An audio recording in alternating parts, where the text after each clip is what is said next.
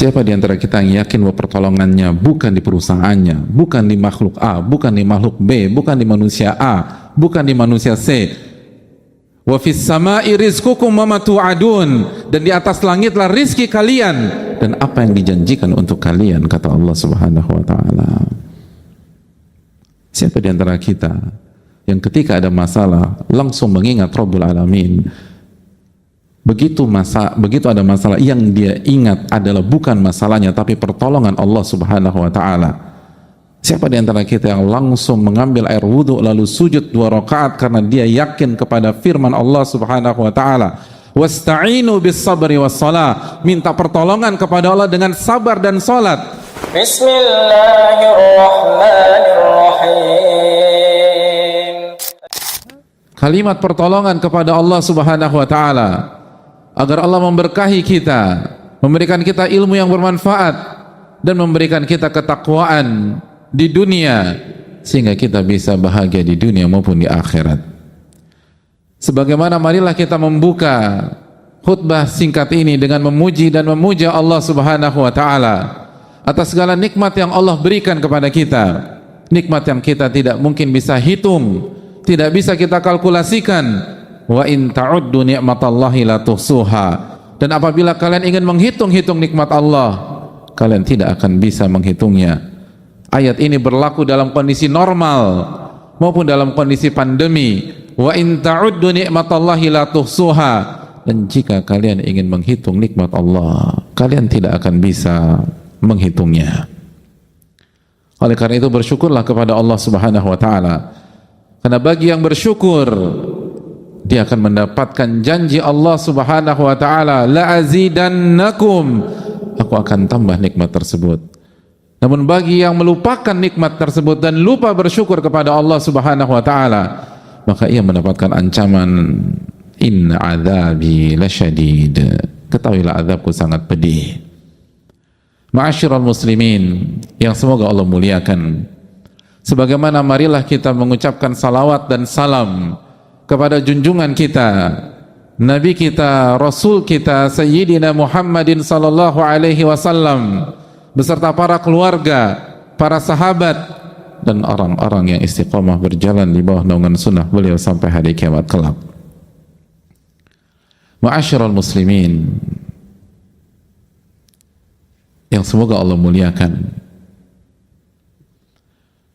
dalam kondisi pada hari-hari ini semua sepakat kondisi ini tidak mudah bagi kita, dan bagi banyak orang semakin memburuk dan semakin memburuk. Maka ada sebuah konsep yang harus kita camkan, ada sebuah hadis Nabi SAW yang harus kita baca, harus kita dengar, dan harus kita resapi dan menjadi pegangan kita di antara pegangan-pegangan yang lain ketika kita mendapatkan kondisi tidak normal, kondisi sulit, kondisi berat, kondisi penuh ujian dan masalah seperti hari-hari ini. Ma'asyiral muslimin yang Allah muliakan,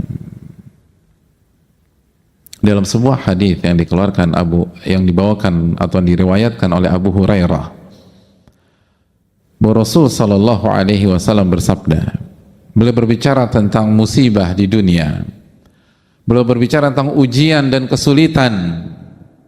Beliau menyampaikan, innal ma'unata ta'til abda minallah ala qadril mu'nah, sesungguhnya pertolongan itu datang kepada seorang hamba dari Allah Subhanahu wa taala. Pertolongan datang kepada hamba dari Allah Subhanahu wa taala itu tergantung mu'nahnya seorang hamba tersebut. Apa itu mu'nah, hadirin? Mu'nah berarti kebutuhan, sebagaimana mu'nah juga berarti syiddah, kesulitan dan ujian seorang hamba. Nabi kita SAW ingin menjelaskan kepada kita bahwa pertolongan Allah akan berikan kepada kita, pertolongan Allah akan kirim kepada kita, pertolongan Allah akan kasih kepada kita, sesuai dengan kebutuhan kita dan sesuai dengan kesulitan kita, sesuai dengan masalah-masalah hidup kita, sesuai dengan krisis yang kita hadapi. Innal ma'una ta'til abda minallahi ala qadril mu'nah. Sesungguhnya pertolongan itu Allah akan berikan kepada seorang hamba sesuai dengan kesulitan dan masalah yang sedang ia hadapi. Dalam riwayat yang lain, Nabi SAW mengatakan, tanzilul ma'unatu minas sama ala qadril mu'nah. Pertolongan Allah akan turunkan dari langit kepada seorang hamba sesuai dengan tingkat kesulitan dan masalahnya.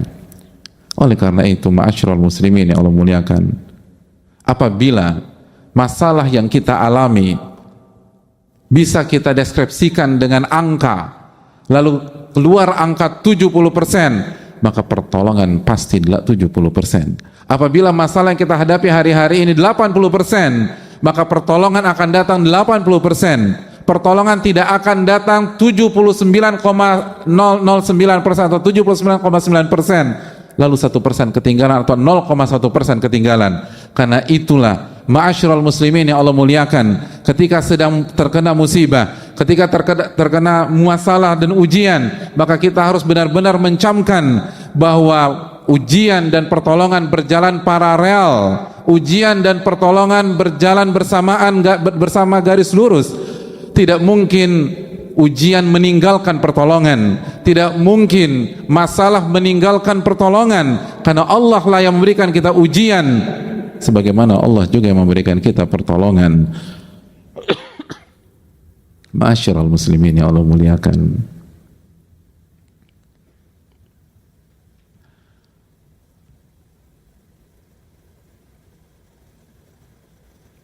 intinya adalah kemana iman terhadap hadis ini, kemana keyakinan kita. Karena hadis ini hanya untuk orang-orang yang percaya kepada Allah dan Rasul-Nya. Hadis ini hanya untuk orang-orang yang punya keyakinan kepada Rabb-Nya.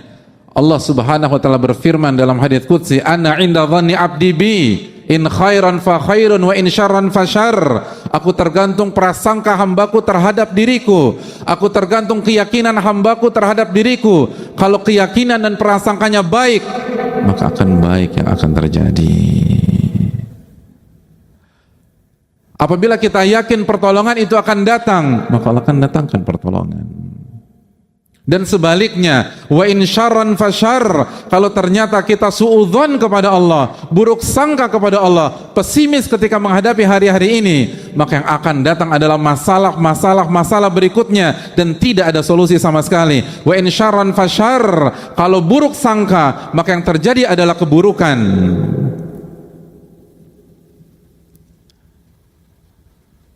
Ma'asyiral muslimin yang Allah muliakan, pertolongan itu datang sesuai dengan tingkat kesulitan. Tapi siapa yang mau kembali kepada Rabbul Alamin? Siapa yang bersegera sujud kepada Allah Subhanahu wa taala? Siapa di antara kita yang yakin bahwa pertolongannya bukan di perusahaannya, bukan di makhluk A, bukan di makhluk B, bukan di manusia A, bukan di manusia C? Wa fis sama'i rizqukum wa ma tu'adun, dan di atas langitlah rizki kalian dan apa yang dijanjikan untuk kalian, kata Allah Subhanahu wa taala. Siapa di antara kita yang ketika ada masalah langsung mengingat Rabbul Alamin? Begitu ada masalah, yang dia ingat adalah bukan masalahnya tapi pertolongan Allah Subhanahu wa taala. Siapa di antara kita yang langsung mengambil air wudhu lalu sujud 2 rakaat karena dia yakin kepada firman Allah Subhanahu wa taala, wasta'inu bis sabri was shalah, minta pertolongan kepada Allah dengan sabar dan salat. Hadirin yang Allah muliakan, ketika Nabi kita sallallahu alaihi wasallam menjelaskan bahwa pertolongan akan Allah turunkan dari langit sesuai dengan tingkat kesulitan dan tingkat masalah yang kita hadapi, bukankah itu pesan besar bahwa yang memberikan pertolongan bukan makhluk, yang memberikan pertolongan adalah Rabbul makhluk dan Allah Subhanahu wa taala. Lalu kemana kita dalam konsep ini? Kenapa yang ada di benak kita adalah hubungi si A, hubungi si B, pergi ke sana dan pergi ke sini, seluruh arah kita tuju kecuali arah kepada Rabbul Alamin Subhanahu wa taala. Buktinya tidak ada kekhusyuan di dalam salat kita. Buktinya tidak ada tambahan rakaat dalam malam-malam ini. Mana air mata taubat kepada Rabbul Alamin? Mana rintihan Rabbirzuqni atau Rabbi tuba alayya? Pertolongan datang dari Allah, maka mintalah kepada Rabbul Alamin. Perbanyaklah ibadah, perbanyaklah istighfar, perbanyaklah taubat. Pertolongan datang dari langit, jamaah. Bukan dari teman atau kolega atau klien kita yang kaya raya tersebut. Pertolongan datang dari yang punya alam semesta. Maka kenapa konsentrasi kita fokus pada perusahaan kita? Apakah saya di layoff atau tidak? Itu yang bikin kita rusak. Karena kita salah meminta pertolongan. Karena kita meminta pertolongan kepada pihak yang tidak bisa kasih kita pertolongan. Urus diri dia sendiri saja, sibuk dan ribetnya minta ampun dalam kondisi pandemi seperti ini. Lalu kita ngemis-ngemis kepada orang-orang itu. Dan di waktu yang sama kita lupa mengemis kepada Rabbul Alamin. Walillahi mulkus samawati wal ard. Dan milik Allah kerajaan langit dan bumi. Kemana ayat itu di dalam hati kita?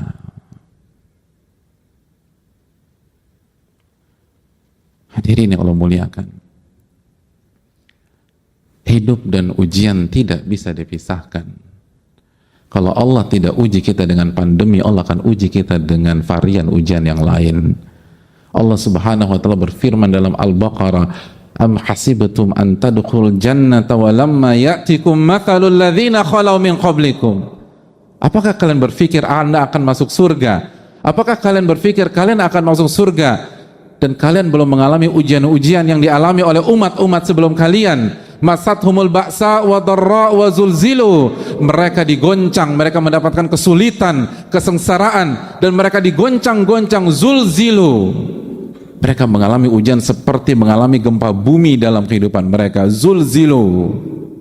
Digoncang di atas ke bawah, kanan kiri, digoncang-goncang oleh Allah. Sampai Rasul pada saat itu dan orang-orang beriman bertanya kepada diri mereka, mata nasrullah, kapan pertolongan Allah itu datang? Lalu Allah merespon, Allah inna nasrullahi qarib. Ketahuilah pertolongan Allah itu dekat. Pertolongan Allah itu dekat. Namun kita terburu-buru. Nabi SAW mengatakan, walakinnakum qaumun tasta'jilun. Nabi SAW bersabda, tapi kalian adalah kaum yang selalu ingin terburu-buru. Ibadah nggak ditingkatkan, tapi ingin keluar dari masalah tersebut. Para ulama mengatakan, Anda ingin sukses, tapi Anda tidak melewati dan menapaki jalan kesuksesan. Inna safinata lam tajri alal yabas. Perahu itu tidak berjalan di atas daratan. Pertolongan datang dari Allah. Itu sabda Nabi kita SAW jika kita masih percaya dengan Nabi kita. Itu sabda Nabi kita SAW yang Allah firmankan dalam surat An-Najm ayat 3, wa ma yantiqu 'anil hawa in huwa illa wahyun yuha. Nabi tidak berbicara dengan hawa nafsunya, tapi wahyu yang Allah wahyukan kepada beliau. Dan di antara wahyu tersebut, pertolongan didatangkan dan diturunkan sesuai dengan tingkat kesulitan. Tingkat kesulitan 70%, pertolongan 70%. Tingkat kesulitan 80%, pertolongan 80%. Tingkat kesulitan 90%, pertolongan 90%. Tingkat kesulitan 99%, pertolongan datang 99%.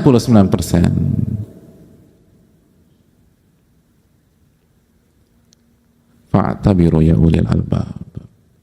Maka ambil pelajaran bagi orang-orang yang mampu berpikir jernih. Aku qouli hadza wa astaghfirullah li wa lakum.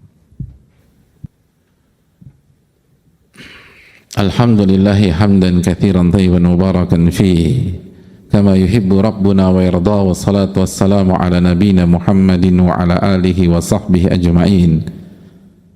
Ma'asyiral muslimin yang Allah muliakan, Hadis di atas belum selesai. Hadis di atas belum berakhir. Karena mungkin ada di antara kita yang bertanya, bukankah pertolongan seringkali tidak datang bersamaan dengan datangnya masalah dan ujian?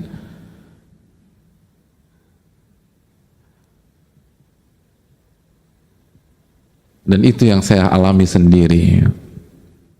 Ma'asyiral muslimin, Nabi SAW melanjutkan hadisnya dengan mengatakan, wa anna sabra ya'til abda ala qadril musibah. Dan kesabaran Allah datangkan kepada seorang hamba sesuai dengan beratnya musibah. Betul, masalah datang di bulan Januari misalnya, atau di bulan Februari, atau di bulan Maret, lalu sampai sekarang pertolongan yang clear itu belum terlihat. Tapi Allah memberikan solusi, Allah berikan kesabaran yang membuat kita bisa menjalani hari-hari berat tersebut sampai benar-benar semuanya diselesaikan oleh Allah Subhanahu wa Ta'ala. Dan kesabaran yang Allah berikan sesuai dengan beratnya musibah yang kita rasakan. Kesabaran yang Allah berikan sesuai dengan rasa sakit yang kita rasakan. Kesabaran yang Allah berikan sesuai dengan kekuatan yang kita butuhkan. Wa anna sabara ya'til abda ala qadril musibah. Sabar akan didatangkan kepada hamba sesuai dengan beratnya musibah. Ini menunjukkan bahwa tidak ada alasan dan tidak ada pintu masuk untuk pesimistis. Tidak ada alasan dan tidak ada pintu masuk untuk lemah, untuk galau, untuk putus asa, karena semua diberikan oleh Allah Subhanahu wa Ta'ala. Dan diberikan, bahasanya itu dikasih, datang dari langit. Maka tidak ada alasan untuk tidak pede dengan diri kita sendiri. Tidak ada alasan mengatakan saya nggak mampu, saya nggak sanggup. Betul, siapa yang sanggup di antara kita? Sedangkan Allah berfirman dalam surat An-Nisa ayat 28, wa khuliqal insanu dha'ifa. Manusia diciptakan dalam kondisi lemah. Tapi yang perlu kita ingat, ini diberikan oleh Allah Subhanahu wa Ta'ala. Ini bukan tentang kekuatan kita, tapi pertolongan yang Allah diberikan kepada kita. Ini bukan tentang kemampuan sabar yang lahir dari dalam diri kita semata, tapi kemampuan sabar yang Allah berikan kepada kita. Maka tidak ada alasan membuka pintu kepada syaitan sehingga syaitan melemahkan kita, merasa kita lemah, merasa kita down, merasa kita nggak mampu menghadapi ini semua. Karena ini bukan tentang kemampuan kita. Kita memang lemah, itu sudah confirm dari Allah Subhanahu wa Ta'ala. Tapi kita dikasih kekuatan untuk sabar dari Allah Subhanahu wa Ta'ala. Dan Allah nggak mungkin bohong, Allah nggak mungkin keliru, Allah tidak mungkin mempermainkan kita. Alif Lam Mim, dzalikal kitabul la raiba fihi hudal lil muttaqin. Alif Lam Mim, kitab ini tidak ada keraguan, tidak ada keraguan sama sekali. Yang disampaikan adalah hak, tidak boleh diragukan dan tidak ada keraguan sama sekali. Sebagai petunjuk bagi orang-orang yang bertakwa. Dan Allah menyatakan demikian. Allah menyatakan demikian, bahwa kesabaran akan didatangkan sesuai dengan beratnya musibah. Artinya tidak ada alasan untuk pesimis seberat apapun masalah yang kita hadapi.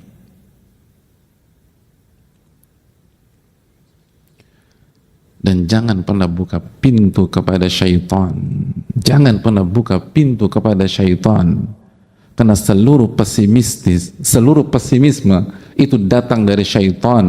Allah berfirman tentang syaitan di dalam Al-Baqarah ayat 268, asyaitanu ya'idukumul faqra wa ya'murukum bil fahsya. Syaitan selalu menjanjikan kalian kefakiran dan terus kefakiran. Lalu dia akan mengajak Anda melakukan kekejian. Semua pesimis, semua kelemahan, semua keputusasaan itu datang dari syaitan. Makanya ketika salah satu ulama terbaik dunia pada hari ini, Syekh Muhammad bin Muhammad Mukhtar Shinkiti, ditanya tentang masalah ini, beliau katakan seluruh pesimisme, seluruh rasa lemah, seluruh ketidakpercayaan diri, seluruh pertanyaan dalam diri kita, bisakah saya melampaui ini semua, bisakah saya menghadapi ini semua, itu dari syaitan, dari syaitan, dari syaitan.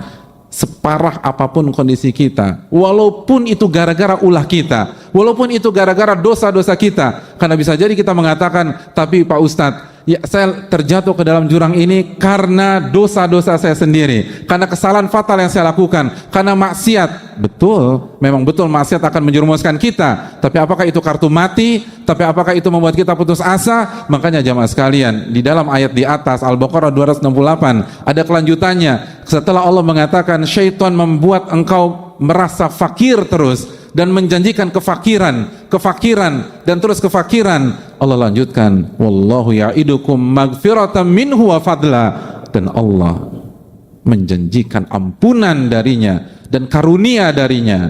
Itu menunjukkan kalaupun kita dapat masalah karena kesalahan kita sendiri, jangan pernah putus asa, jangan pernah pesimis, karena Allah menawarkan ampunan buat kalian. Yang menawarkan pintu buntu atau jalan buntu hanya syaitan, dan Rabb kita yang mengatakan hanya syaitan. Rabb kita menawarkan ampunan dan karunia. Maka jalan mana yang akan kita pilih?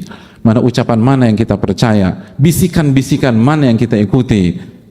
Oleh karena itu jamaah sekalian, fa inna ma'al usri yusra, inna ma'al usri yusra, sesungguhnya bersama kesulitan ada kemudahan, bersama kesulitan ada kemudahan. Dan Allah juga katakan dalam surat Talaq, wa yaj'al ba'da usri yusra, wa yaj'alallahu ba'da usri yusra, dan Allah jadikan setelah kesulitan kemudahan. Oleh karena itu, marilah kita meyakini sabda Nabi kita sallallahu alaihi wasallam dan tanamkan optimisme di dalam diri kita. Nabi SAW mengatakan, yu'jibunil fa'lu, aku sangat kagum dengan optimisme. Umat Rasul SAW adalah umat yang penuh rasa optimis, karena nabinya senang dengan optimisme. Dan beratnya ujian bukankah tanda cintanya Allah kepada kita? Bukankah cintanya Allah kepada kita ditunjukkan dengan Allah menguji kita? Innallaha idza ahabba qauman ibtalahum. Allah itu kalau cinta kepada seorang hamba atau sebuah kaum, Allah akan uji kaum dan hamba tersebut. Oleh karena itu, semangatlah, optimislah, dan kembalilah kepada Allah Subhanahu wa taala, karena pertolongan datang darinya, bukan dari makhluk. Dan hendaknya kita perbaiki salat kita, puasa kita, zikir kita, doa-doa kita, dan jaga hubungan kita dengan Allah, dan katakan tidak pada maksiat walaupun kondisi memang tidak mudah dan cukup sulit, karena sekali lagi maksiat yang akan menghancurkan kebahagiaan kita di dunia dan di akhirat.